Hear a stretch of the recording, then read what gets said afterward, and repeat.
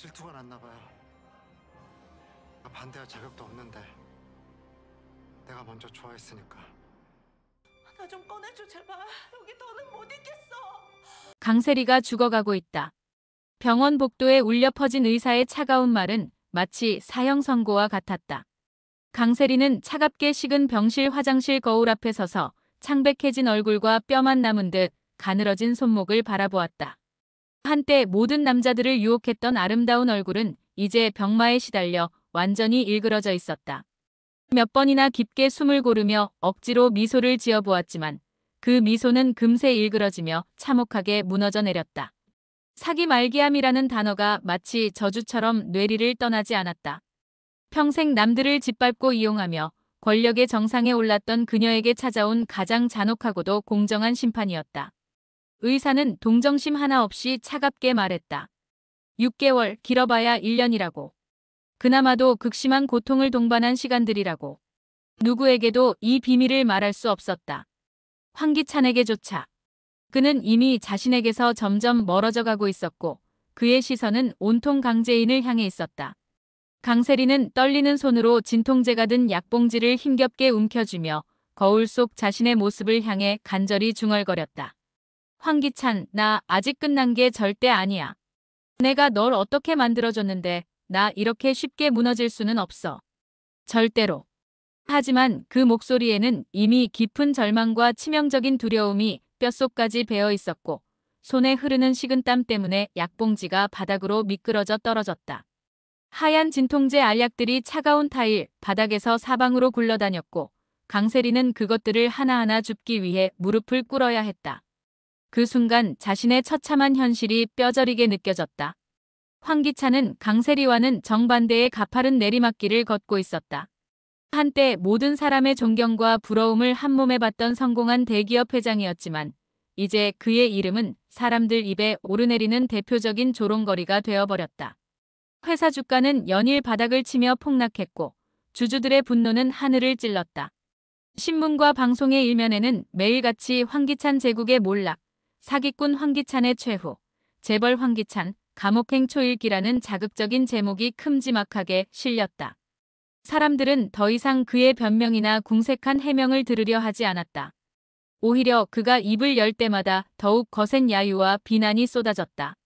기자회견장에서 끊임없이 쏟아지는 날카롭고 매서운 질문들 앞에서 그는 완전히 무력한 존재가 되어 있었다. 횡령, 배임, 허위계약, 탈세, 정치권 로비, 모든 중대한 경제범죄 혐의가 산더미처럼 그를 짓누르고 있었다. 검찰의 강도 높은 수사가 본격화되면서 그가 수십 년간 쌓아온 범죄의 증거들이 낱낱이 드러나기 시작했다. 한때 그를 맹목적으로 따르고 충성했던 부하 직원들과 측근들은 이제 하나둘씩 검찰의 증인으로 나서며 그의 추악한 범죄 행각을 상세히 증언했다. 회사 비밀금고에서 발견된 수백억 원 규모의 비자금, 스위스와 케이만 제도 해외 계좌로 빼돌린 수천억 원의 검은 돈, 정치인들과 고위공직자들에게 건넨 막대한 로비 자금까지. 그가 평생에 걸쳐 정교하게 쌓아올린 거대한 범죄 제국의 민낯이 마침내 모두 세상에 공개되었다. 언론들은 연일 특종 경쟁을 벌이며 그의 비리를 파헤쳤고 국민들의 분노는 극에 달했다. 그의 호화로운 저택 앞에는 항상 시위대가 몰려들어 규탄 집회를 열었다. 강재인은 그 모든 처참한 모습을 시베리아의 얼음처럼 차가운 시선으로 지켜보고 있었다. 분노와 연민, 복수의 쾌감과 묘한 공허감이 복잡하게 교차하는 감정을 느꼈지만 그녀는 단 한 번도 자신의 신념에서 흔들리지 않았다. 당신이 내 아버지를 비참하게 무너뜨리고 우리 가족 전체를 완전히 짓밟았던 그 잔혹한 순간을 나는 절대 잊을 수 없어. 이제는 모든 것을 정확하고 완벽하게 돌려받을 때야. 강재인의 눈빛은 다이아몬드보다도 더 단단했고 복수의 의지로 활활 타오르고 있었다. 그녀는 황기찬이 점점 더 비참하게 무너지는 모습을 보며 차갑고도 달콤한 만족감을 느꼈다. 아버지의 원수를 갚는다는 사명감이 그녀를 지탱해 주었다. 하지만 동시에 마음 한편으로는 예상치 못한 묘한 공허함도 느꼈다. 오랜 세월 오직 복수만을 위해 치열하게 살아왔는데 그 복수가 현실이 되어가자 예상과는 전혀 다른 복잡한 감정들이 밀려왔다. 승리의 쾌감보다는 허무함이 더 컸다. 그때 김도윤만이 강재인의 곁에서 따뜻하고 부드럽게 속삭였다. 재인아, 내가 여기까지 올 수 있었던 건 너 혼자만의 힘으로는 절대 아니야. 이제는 나를 완전히 믿고 의지해도 돼. 복수가 모두 끝나면 우리는 완전히 새로운 시작을 할 수 있을 거야. 행복해질 수 있어. 그의 진심 어린 말은 강재인에게 따뜻한 버팀목이 되었고 흔들릴 뻔한 마음을 다시 굳건하게 세워주었다. 그녀에게는 김도윤이 마지막 희망이었다. 강세리는 하얀 병원 가운을 입고 차가운 병실 침대에 홀로 누워 지나간 과거를 끊임없이 떠올렸다. 황기찬과 함께 꾸었던 위험하고도 달콤했던 야망의 꿈들, 그가 자신의 귓가에 뜨겁게 속삭이던 감미롭고 달콤한 사랑의 말들이 주마등처럼 머릿속을 끊임없이 스쳐 지나갔다. 둘이 함께 치밀하게 계획했던 음모들, 밤늦게 은밀하게 나눈 위험한 대화들, 서로를 향한 뜨거우면서도 파괴적인 욕망까지. 모든 것이 생생했다. 하지만 지금은 어떤가? 그는 결국 강재인을 선택했고 자신은 병마와 죽음의 공포와 함께 철저히 홀로 버림받았다. 황기찬, 내가 날 버려? 내가 감히 나를? 황기찬, 나한테 이러면 절대 안 되는 거잖아. 우리가 함께 한 모든 일들을 잊었어. 목소리는 점점 커지며 처절한 절규로 바뀌었고 그 순간 뜨거운 분노와 절망의 눈물이 왈칵 쏟아져 내렸다. 아무도 없는 적막하고 차가운 병실에서 혼자 울부짖는 그녀의 모습은 스스로조차 감당할 수 없는 절망적인 고립감과 버림받은 존재의 비참함을 여실히 드러내고 있었다. 간병인들조차 그녀를 무서워하며 피했다. 그녀의 광기 어린 집착이 두려웠기 때문이다.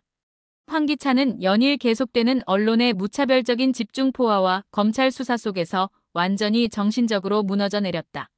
기자들의 날카롭고 끈질긴 질문이 독화살처럼 쏟아졌다. 그의 얼굴에는 식은땀이 끊임없이 흐르고 대답은 갈수록 흐릿해지며 앞뒤가 전혀 맞지 않았다. 한때 절대적으로 믿고 의존했던 측근들과 동료들마저 하나씩 그를 차가우게 배신하며 등을 돌렸고 결정적이고 치명적인 증거들이 연일 차례로 세상에 드러났다.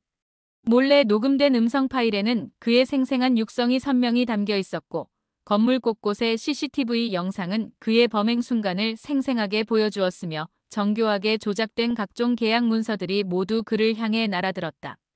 그의 유능했던 변호사들조차 차례로 사임했다. 더 이상 변호할 가치도 승산도 없다고 판단한 것이다. 황기찬은 이제 완전히 고립된 채 모든 혐의와 비난을 혼자서 감당해야 했다. 그때 강세리의 섬뜩한 목소리가 귓가에 생생히 메아리쳤다. 황기찬, 이건 우리 둘이 함께 저지른 죄악이야. 내가 나를 버려도 세상은 결국 우리 둘 다 똑같이 무너뜨릴 거야. 우리는 결국 같은 배에 탄 공범이자 동반자 운명이라고. 그녀의 속삭임은 마치 고대 이집트의 파라오가 내린 영원한 저주처럼 그의 마음에 깊숙이 박혀 절대 떠나지 않았다. 황기찬은 끝까지 모든 혐의를 인정하려 들지 않았다. 자신이 평생에 걸쳐 필사적으로 지켜온 허울뿐인 자존심과 체면이 그에게는 마지막 방패였지만 그것마저 냉혹한 현실 앞에서 조각조각 부서져 가고 있었다. 그는 거울을 보며 자조적으로 중얼거렸다. 내가 도대체 뭘 잘못했다는 거야? 모든 기업가들이 다 하는 일 아니야? 왜 나만 이런 대우를 받아야 하는 거지? 강세리의 병세는 하루가 다르게 급속도로 악화되어 갔다. 하루에도 몇 번씩 강한 마약성 진통제를 삼키며 견디기 힘든 극심한 고통과 죽음의 공포와 싸우는 지옥 같은 날들이 끝없이 이어졌다. 한때 자랑스러웠던 머리카락은 항암 치료로 인해 모두 빠져버렸고 체중은 20kg 이상 급격히 줄어들어 해골 같은 모습이 되었다. 피부는 누렇게 뜨고 눈은 깊숙이 들어가 마치 시체 같은 모습이었다. 하지만 그녀는 죽어가는 몸으로도 끝까지 황기찬에 대한 뜨겁고 광적인 집착을 결코 놓지 않았다. 그것만이 그녀를 살아있게 하는 유일한 원동력이었다. 황기찬, 너 완전히 무너져도 전혀 상관없어. 난 죽어도 널 절대 놓을 수 없어. 내가 먼저 이 세상을 떠나더라도 넌 반드시 나와 함께 지옥 끝까지 무너져야 해. 그게 우리의 숙명이야. 그녀는 자신에게 남은 마지막 생명력과 모든 에너지를 태워서라도 황기찬을 영원히 자신의 저주 속에 가둬두려 했다. 하지만 황기찬의 시선과 마음은 이미 완전히 강재인을 향하고 있었다. 죄책감과 그리움, 후회가 뒤섞인 그 애틋하고 간절한 눈빛조차 강세리에게는 치명적인 독과 같았다. 강재인은 모든 것이 종료되어가는 마지막 순간까지도 전혀 흔들리지 않았다. 내가 과거에 나를 완전히 끝장냈던 것처럼 이제는 내가 널 완전히 끝내야 해. 그것이 진정한 정의야. 아버지의 원수를 갚는 거야. 그녀의 목소리는 단호했고 확고부동했다. 황기찬은 모든 것을 체념한 듯 고개를 깊이 떨구며 힘없이 중얼거렸다. 제인아, 내가 이제 할 수 있는 건 정말 이것뿐이야. 용서해달라는 말조차 할 자격이 없다는 걸 알지만 그래도. 하지만 그의 말은 허공 속으로 의미 없이 흩어져 버렸다. 아무도 듣지 않았다. 강세리가 극심한 고통 속에서 토해낸 붉은 피와 함께 들려오는 거칠고 처절한 기침 소리, 기자회견장에서 끊임없이 쏟아지는 야유와 신랄한 비난의 목소리들, 김도윤의 차갑지만 동시에 따뜻한 보호의 눈빛까지 모든 것이 거대하고 파괴적인 파국을 향해 거센 급류처럼 거침없이 몰려들고 있었다. 강세리의 병실 창밖으로는 늦가을의 따스하고 평화로운 햇살이 부드럽게 스며들어왔지만 그녀는 이미 그 아름답고 따뜻한 빛을 바라볼 마음의 여유도 체력도 남아있지 않았다. 그녀의 흐릿해지고 초점 잃은 눈동자에 남은 것은 오직 황기찬의 그림자와 그에 대한 끝없는 원망, 그리고 죽어서도 그를 놓지 않겠다는 무서운 집념뿐이었다. 마침내 강세리의 마지막 절규가 조용하고 쓸쓸한 병실을 가득 울렸다. 황기찬, 넌 끝까지 내 거야. 내가 이 세상을 떠나도 넌 절대로 나를 벗어날 수 없어. 지옥에서라도 널 기다리고 있을 거야. 영원히. 그 소리는 마치 천년된 원한의 저주이자 죽음을 초월한 집착의 맹세와 같았다. 황기찬은 그 저주 같은 말이 언젠가는 반드시 현실이 될지도 모른다는 깊고 어두운 공포와 두려움 속에서 다시 한번 절망적으로 무너져 내렸다. 그 같은 시각 강재인과 김도윤은 서로의 손을 꼭 잡고 미래를 약속하고 있었다. 정말 고마워요. 도윤 씨가 없었다면 이 복수도 새로운 시작도 불가능했을 거야. 제인아, 우리 결혼식에는 하얀 장미로 가득 꾸미자. 너처럼 순수하고 아름답게. 그들의 대화는 달콤했고 미래에 대한 희망으로 가득했다. 강재인은 이미 머릿속으로 웨딩드레스를 입고 김도윤과 함께 걷는 모습을 그리고 있었다. 허니문은 제주도로 가기로 했고 신혼집은 한강이 보이는 아파트로 정했다. 모든 것이 파멸적으로 끝나가고 있었지만 동시에 강재인과 김도윤에게는 진정한 사랑과 새로운 희망이 시작되는 밝은 미래의 전조이기도 했다. 복수는 끝나고 사랑은 시작되려 하고 있었다.